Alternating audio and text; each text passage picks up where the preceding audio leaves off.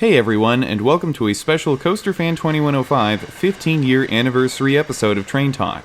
Over the years, I've received many requests to do individual Train Talk episodes on just about every commuter railroad out there.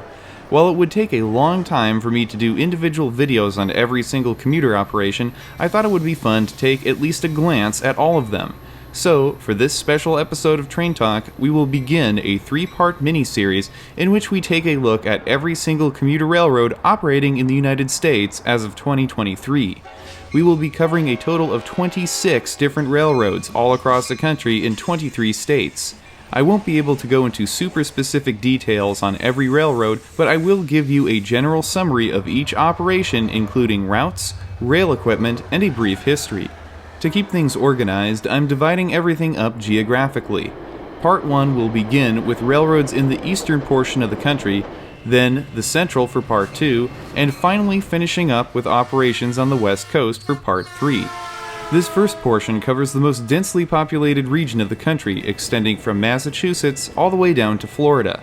The section in between Boston and Washington, D.C. is frequently referred to as Megalopolis and is home to nearly 50 million people. Multiple different commuter railroads provide service here in a complicated network of dozens of different lines. Before we get too far, I should clarify what I mean by the term commuter rail and compare it with other forms of rail-based public transportation. In general, commuter trains connect major downtown city cores with suburban areas and smaller cities and communities located a number of miles across one larger metropolitan area. As the name suggests, they are usually tailored to the needs of commuter travelers coming into a big city downtown from their homes in the suburbs. They differ from intercity passenger rail services in that commuter trains typically travel shorter distances and thus do not serve multiple large cities. Unlike subways, light rail, and other forms of rapid transit, commuter trains travel greater distances both overall and in between stops. They also run less frequently and travel at greater top speeds. However, every service is a little different, and there can be some overlap between these categories. Some services that share characteristics between commuter rail and light rail are put into yet another category known as hybrid rail. Examples of hybrid rail in the U.S. include TexRail and the A-Train in the greater Dallas-Fort Worth area and the Sprinter in San Diego County, California. As there are already a large number of commuter trains in the U.S., I will cover hybrid rail, light rail, and other rapid transit rail services in future videos. With that out of the way, let's get started. We will begin with the northeasternmost commuter operation in the country, proceeding south along the eastern seaboard all the way to Florida. Our first commuter rail service is located in the Boston, Massachusetts metropolitan area. Dubbed MBTA commuter rail, this is a busy network of commuter train routes run by the Massachusetts Bay Transportation Authority. In 2022, MBTA commuter rail was the 5th busiest commuter train service in the nation with a total of over 19 million riders for the year. In all, there are 13 different lines that vary from 14 to 60 miles in length. 8 of these lines run out of Boston's South Station and travel to Worcester, Needham, Forge Park in Foxborough, Wickford Junction in Stoughton, Lakeville, Kingston, and Greenbrush. The longest line, that being the Providence line, extends all the way into Rhode Island and travels along Amtrak's Northeast Corridor. The remaining 5 lines, those being the Fitchburg Line, the Lowell Line, the Haverhill Line, the Newburyport Line, and the Rockford Line, are based out of Boston's North Station. Commuter trains run daily on every line, with more trains operating during hours of peak travel on the weekdays. Similar to many other commuter agencies, MBTA fares are broken down by zones. There are a total of 10 fare zones, with one-way fares ranging from $2.40 to $13.25 as of mid-2023. MBTA contracts the operations of their trains out. The French company Keolis currently holds the operations contract. Most of the railroad property MBTA uses, including rail lines and stations, is owned by the transit agency. All trains in the MBTA commuter rail system are currently hauled by a diesel-electric locomotive. These include Type F40PH-3C units, HSP-46 locomotives, GP40MCs, and 2 currently out-of-service MP36PH-3C locomotives picked up used from the Utah Transportation Authority. MBTA has a large fleet of single and multi-level commuter cars. About one-third of the fleet is made up of single-level Comet-style commuter coaches and cab control cars constructed by Pullman, Bombardier, and MBB. The remainder is composed of various multi-level cars built by Kawasaki and more recently Hyundai Rotem. Commuter rail service in Boston in some form dates back to the mid-1800s.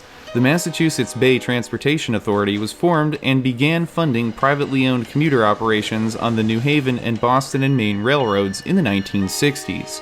MBTA took full control of the commuter lines in the mid-1970s. From Massachusetts, we move one state over to look at commuter rail in the state of Connecticut. Managed by the State of Connecticut Department of Transportation, these trains are branded under the name CT Rail.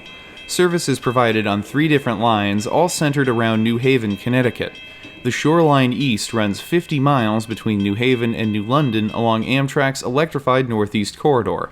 The Hartford Line runs 60 miles north from New Haven to Hartford, Connecticut, and Springfield, Massachusetts.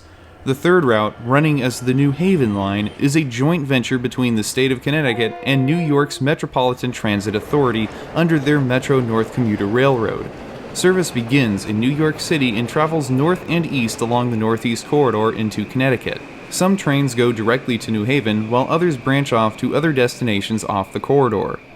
Trains run daily on all 3 lines. The Hartford Line sees limited service on weekends, but is supplemented by Amtrak trains. Fares vary, but as of mid-2023, a one-way fare over the entire line was $12.75 on the Hartford Line, $10.25 on the Shoreline East, and $23.50 on the New Haven Line. Metro-North provides train crews for all trains on the New Haven Line, while Amtrak is contracted out to provide train crews for the Shoreline East and the Hartford Line. Passenger equipment includes M8-type self-propelled electric commuter cars built by Kawasaki, General Electric P40DC and EMD GP40H-3 diesel-electric locomotives, and single-level commuter cars built by Brazilian company Mafursa. 2 of the branch lines off the New Haven Line use dual-mode locomotives and passenger cars owned by Metro-North. Previous passenger service on all CT rail lines was provided by the New Haven Railroad. The state of Connecticut has been funding commuter rail on the New Haven Line since the 1970s. CT Rail began service on the Shoreline East in 1990 and on the Hartford Line in 2018. The next 2 commuter operations are both centered around the greater New York City metropolitan area. The first is the Long Island Railroad. Operated by the New York Metropolitan Transit Authority, the system is a busy network of over 700 miles of track and 11 branch lines that come off 2 main core routes into Manhattan, Brooklyn, and Queens in downtown New York. Trains terminate at one of 4 busy downtown New York stations. For the most part, routes run longitudinally east-west across Long Island, with 3 branches heading more than halfway across the island.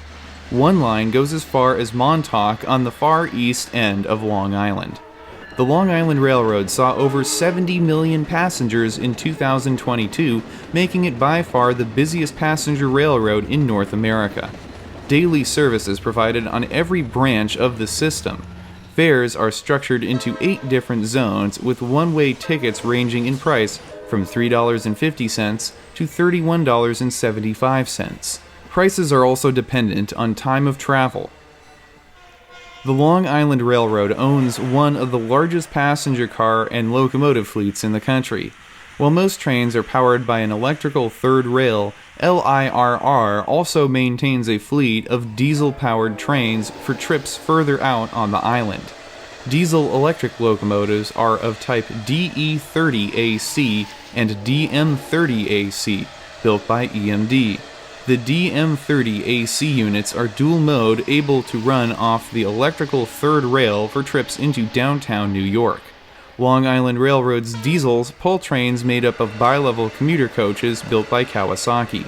The remainder of the revenue fleet is made up of third-rail-powered electrical multiple-unit, self-propelled cars.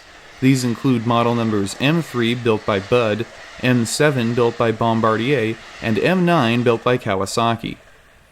The Long Island Railroad is one of the oldest railroad companies in the United States. First chartered as a private company in 1834, the Pennsylvania Railroad eventually assumed control of the company. The state of New York began financially supporting the railroad in the 1950s, eventually purchasing it outright in 1965. Leaving Long Island, we take a look at the rest of New York City's commuter train operations, which run under the name of Metro-North. Like the Long Island Railroad, these trains are run by the New York Metropolitan Transit Authority. The system encompasses 5 mostly north-south lines. 2 of these, the Port Jervis and Passaic Valley lines, run west of the Hudson River out of Hoboken Terminal in New Jersey and are operated in cooperation with New Jersey Transit. The remaining 3 all leave from Grand Central Terminal in New York. 2 of these, the Hudson River and Harlem lines, are controlled entirely by Metro-North, while the New Haven line, as previously mentioned, is run in partnership with the Connecticut Department of Transportation. Service on all 5 routes is provided daily. In all, there are nearly 400 total route miles in the Metro-North system. 2022 saw over 52 million riders for the commuter railroad. As another service that is managed by the New York MTA, fares are much the same as on the Long Island Railroad, with areas of travel divided into different fare zones and higher ticket prices charged during peak travel times. Metro-North's fleet of equipment consists of self-propelled electrical multiple-unit cars, diesel-electric standard and dual-mode locomotives, and single-level unpowered commuter coaches.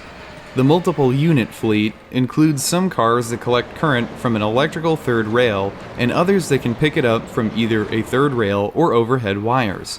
These include types M3A, M7A, and M8. The majority of the dual-mode diesel-electric locomotives are General Electric P32AC DM units, with the remainder being BL20GH units built by Brookville Equipment. The traditional diesels are a mix of GP40 and F40 locomotives that are used on the west of the Hudson services in partnership with New Jersey Transit.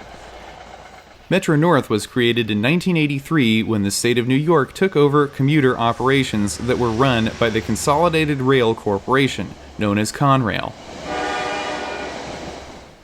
Just across the Hudson River from New York is New Jersey. So naturally, our next commuter rail stop is the state of New Jersey and New Jersey Transit, or NJT. Run by the state of New Jersey, NJT operates 10 regular service routes, 1 special event route, and 1 hybrid rail line totaling nearly 1,000 miles of track. Most of these trains are oriented around bringing commuters into downtown New York City, and the majority of these trains begin or end their journeys at either New York Penn Station or Hoboken Terminal.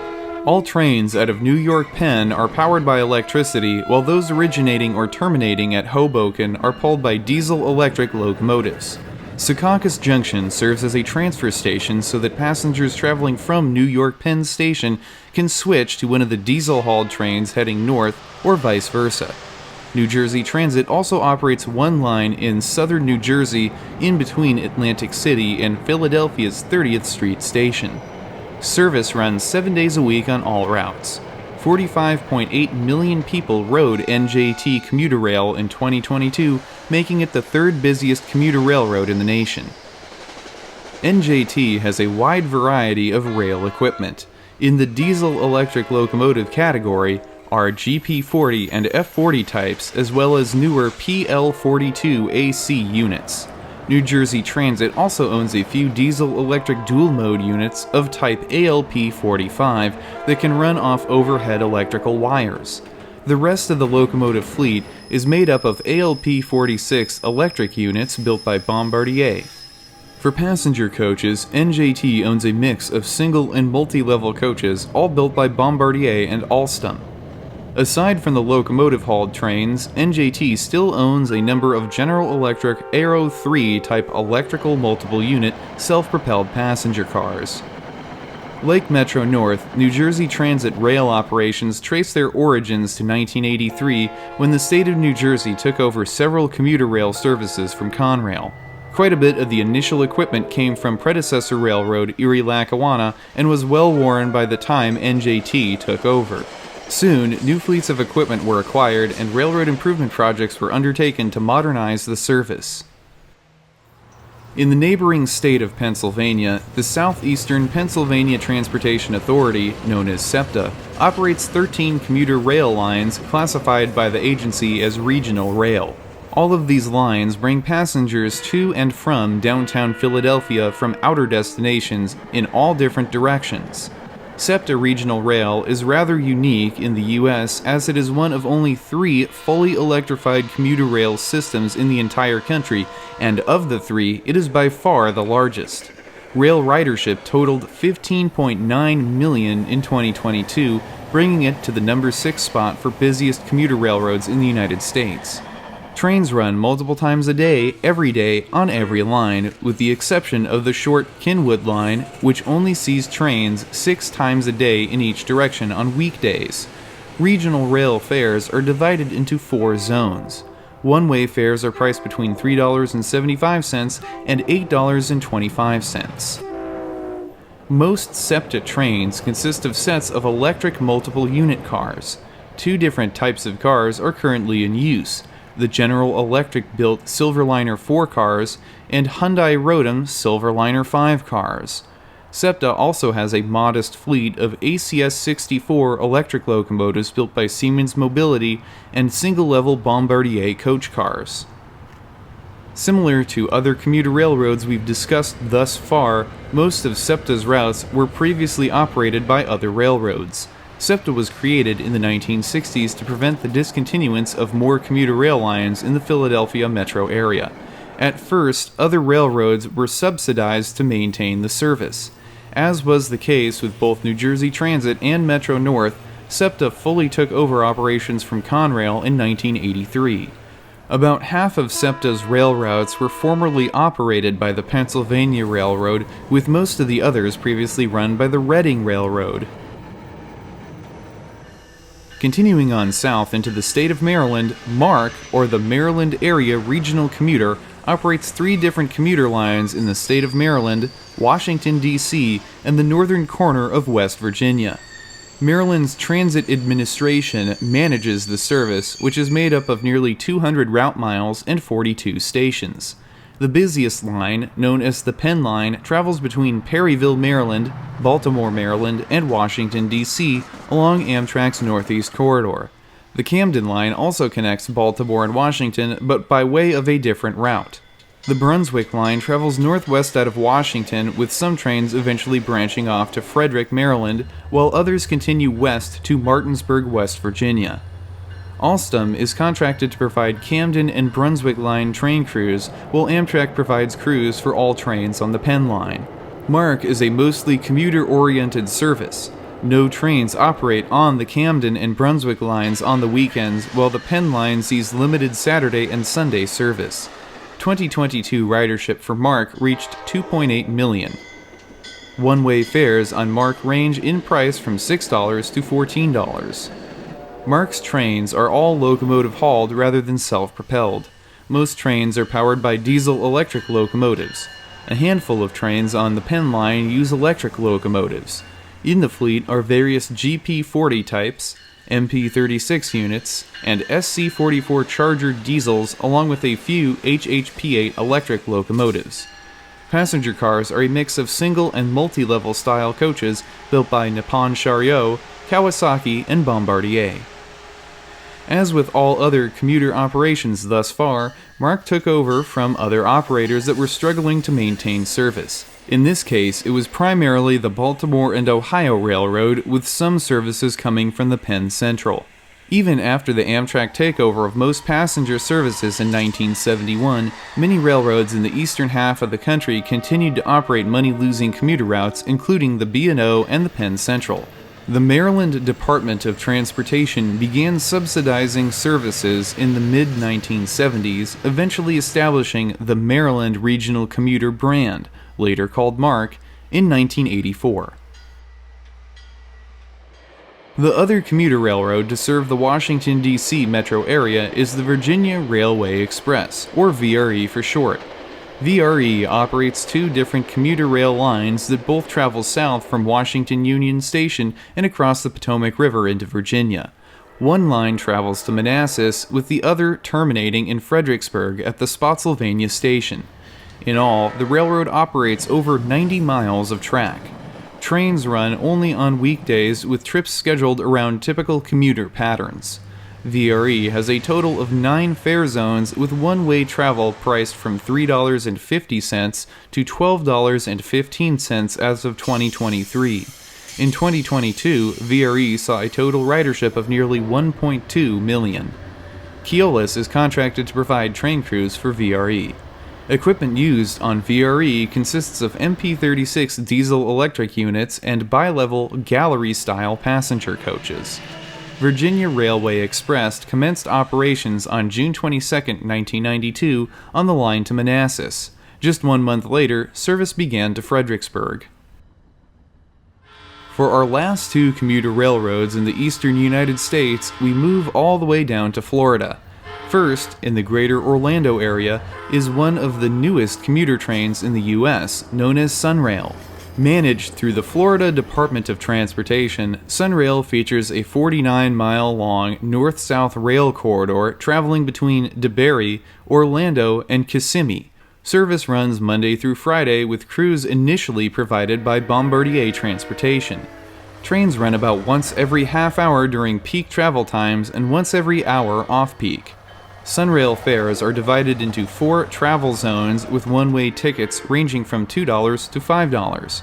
Ridership in 2022 was over 900,000.